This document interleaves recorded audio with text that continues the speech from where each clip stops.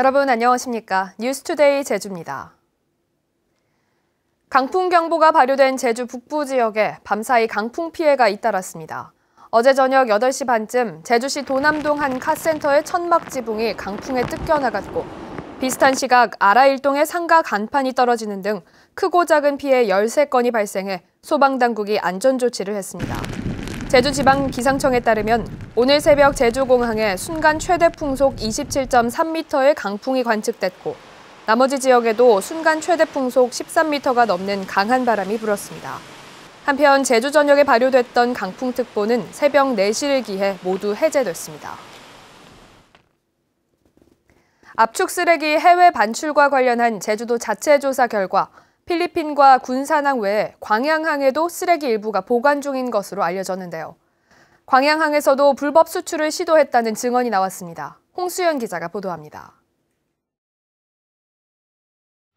불법 위장 수출로 문제가 된 위탁 처리 업체가 제주에서 가져간 압축 쓰레기는 12,000톤. 이 가운데 불법 수출로 필리핀에서 반송 조치된 1,700톤 외에 9,200톤은 아직 보관 중입니다. 하지만 이 중 군산항 물류창고에서 확인된 물량은 8,600톤뿐. 나머지 620톤은 엉뚱하게도 광양항으로 옮겨진 사실이 최근에야 확인됐습니다. 2017년 계약된 9,262톤 중 8,637톤은 군산항 물류창고에 그리고 625톤은 광양항 부두에 처리되지 않고 보관되어 있음을 확인하였습니다. 압축 쓰레기 620톤이 군산항에서 광양항으로 이송된 것은 지난해 11월 말.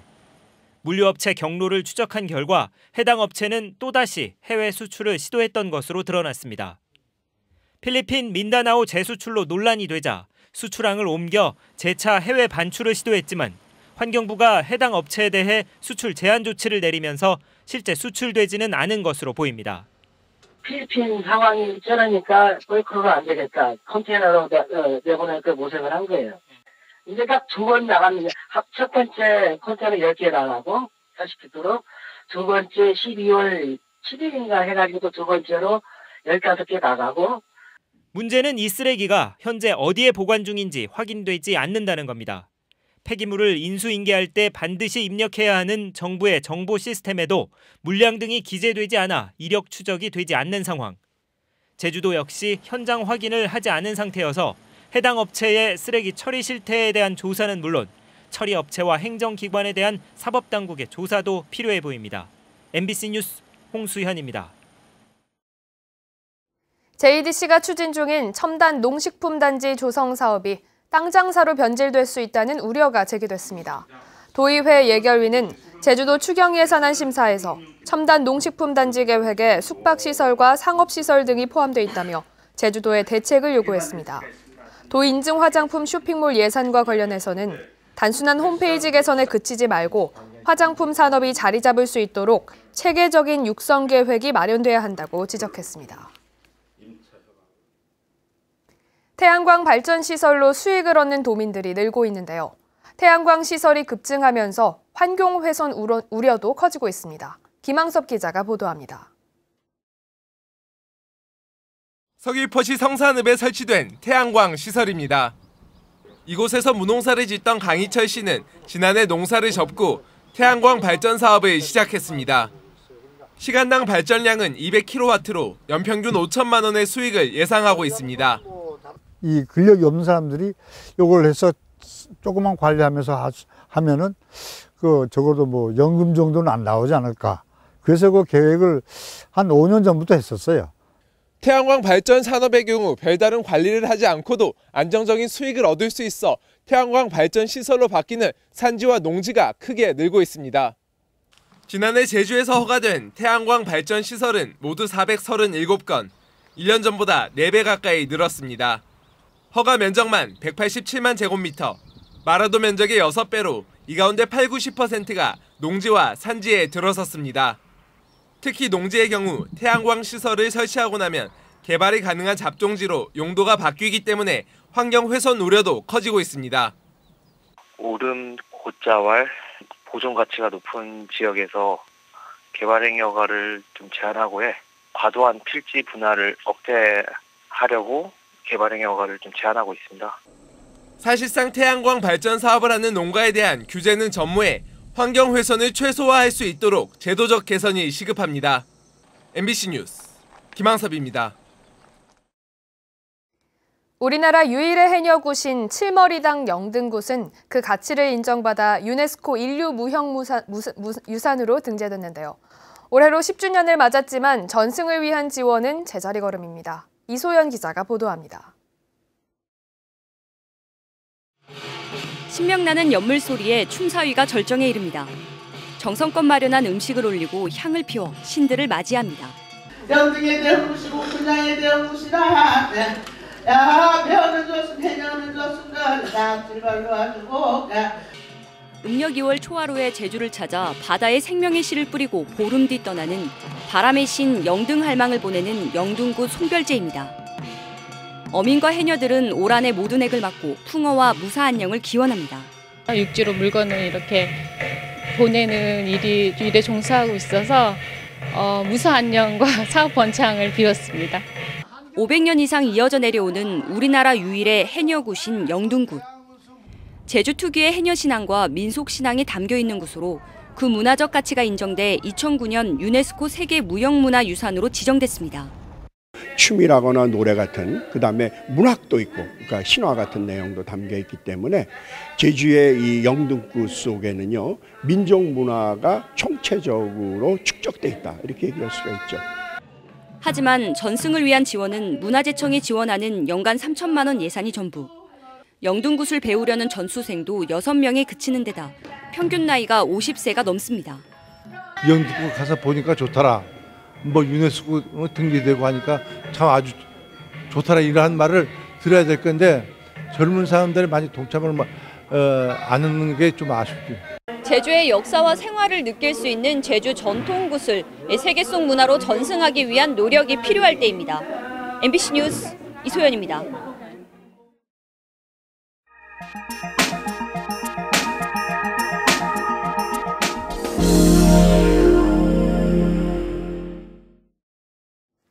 최근 3년 동안 전국에서 환경미화원 18명이 숨지고 다친 사람도 1,800명이 넘습니다. 청소 차량 때문에 발생하는 사고를 줄이기 위한 한국형 청소 차량 도입이 늘어나고 있습니다. 홍한표 기자가 보도합니다. 재활용품 집화장에 생김새가 낯선 청소 차량이 들어옵니다. 정성군이 전국에서 최초로 4대를 도입한 한국형 안전 청소 차량입니다. 한국형 청소 차량의 가장 큰 특징은 발판을 없애고 이렇게 탑승 공간을 따로 마련했다는 데 있습니다. 운전자가 차량 뒤쪽을 볼 수 있는 영상 장치가 설치됐고 사고가 자주 발생했던 덮개는 사람이 끼면 자동으로 열리도록 개선됐습니다. 360도 어라운드 구가 설치돼서 그 운전 주무관님이 환경미화원 청소하시는 모습을 다 보실 수 있고요. 지난 2015년부터 3년 동안 전국에서 환경미화원 18명이 숨지고 다친 사람도 1,800명이 넘습니다. 사고의 37%는 청소 차량으로 인해 발생했는데 한국형 청소 차량은 기존 차량의 문제점을 크게 개선했습니다. 정성군은 올해 1월부터 환경미화원 근무 시간도 낮 시간으로 바꿨습니다. 그전에는 야간 격리를 입어도 어두워서 위험한 요소가 많았는데 지금은 밝은 환경에서 일하다 보니까 보다 안전합니다. 한편 환경부는 지난 6일 환경미화원 안전을 위해 주간 작업을 원칙으로 정하고 작업자 위치를 확인할 수 있는 영상 장치 의무 설치 등의 내용을 담은 작업 안전 지침을 전국 지자체에 통보했습니다. MBC 뉴스 홍한표입니다. 제주대학교에 약학대학이 설립될지 관심이 쏠리고 있습니다. 교육부는 보건복지부의 약대 정원 증원 통보에 따라 1차 심사를 거쳐 제주대와 전북대, 한림대 등 3개 대학을 약학대학 신설후보대학으로 선정했습니다. 2차 심사는 이달 안에 진행돼 신설대학과 배정 인원을 최종 결정할 방침입니다. 이번에 신설되는 약학대학은 내년도부터 신입생을 선발하게 되며 제주대에는 2015년부터 약대 설립 추진위를 구성해 준비해왔습니다. 개인택시 면허 양도 양수 기준이 완화됩니다. 제주도는 개인택시 운송사업 면허 처리 규칙 개정안을 공포하고 개인택시 면허를 넘겨받는 무사고 경력 기준을 사업용 자동차는 4년에서 3년 6개월로, 자가용 자동차는 8년에서 7년으로 완화한다고 밝혔습니다. 다른 시도의 경우 자격 요건이 사업용 자동차는 3년, 자가용 자동차는 6년 이상입니다.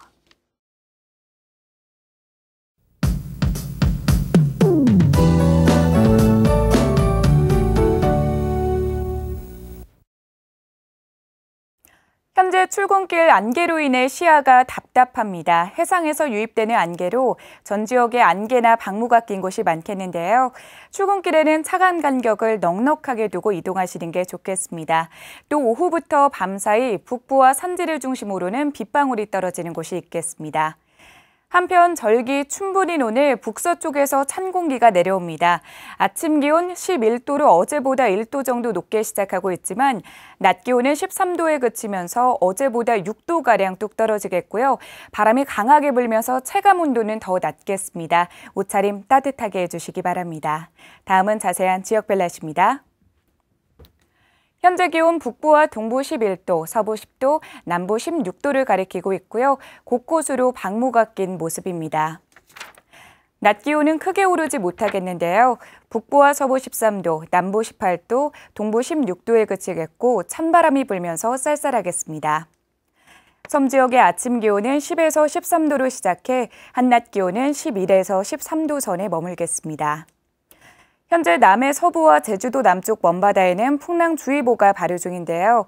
이 특보는 오늘 오전 중에 해제되겠지만 늦은 오후부터 물결이 다시 거세질 것으로 예상됩니다. 해상 활동하시는 분들은 최신 기상 정보를 꼭 확인하셔야겠습니다. 오늘 새벽부터 제주공항에는 착륙과 이륙 방향 모두 윈드시어 특보가 발효 중인데요. 이 특보는 오늘 오전 10시까지 이어진 뒤 해제될 것으로 보입니다. 주간 날씨입니다. 내일은 기온이 더 떨어지면서 낮 기온 9도 선에 그치겠고요. 주말에도 예년 이맘때보다 다소 쌀쌀할 것으로 전망됩니다. 날씨였습니다.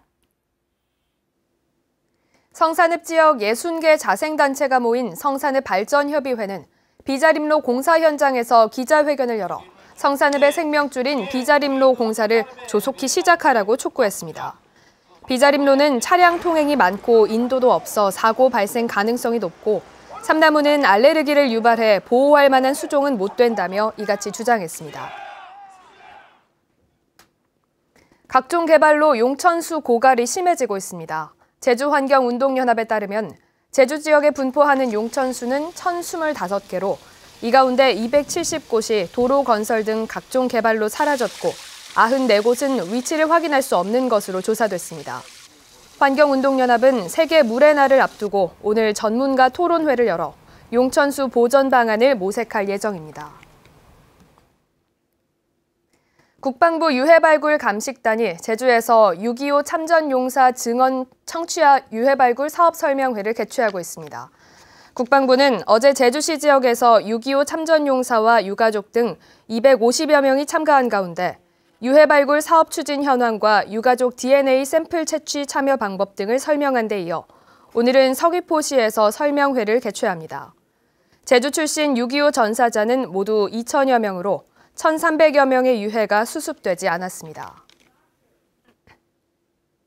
제주도는 내일 제주고용복지플러스센터에서 구인 구직 만남의 날을 개최합니다. 8개 업체가 참여해 회계와 격리, 경영지원 직종을 주로 채용할 예정으로 구직자는 이력서를 지참하면 원하는 구인업체와 면접을 볼 수 있습니다. 참여업체와 채용 분야, 조건 등에 대한 자세한 정보는 제주고용센터 홈페이지 등에서 확인할 수 있습니다. 오는 2025년부터 시행되는 고교 학점제에 대비해 제주에서도 시범학교 5곳이 운영됩니다. 제주도교육청은 대전고와 서귀포여고를 연구학교로, 세화고와 제주일고, 신성여고를 선도학교로 운영해 학점제 도입에 필요한 제도 개선 사항과 운영 모델을 만들겠다고 밝혔습니다.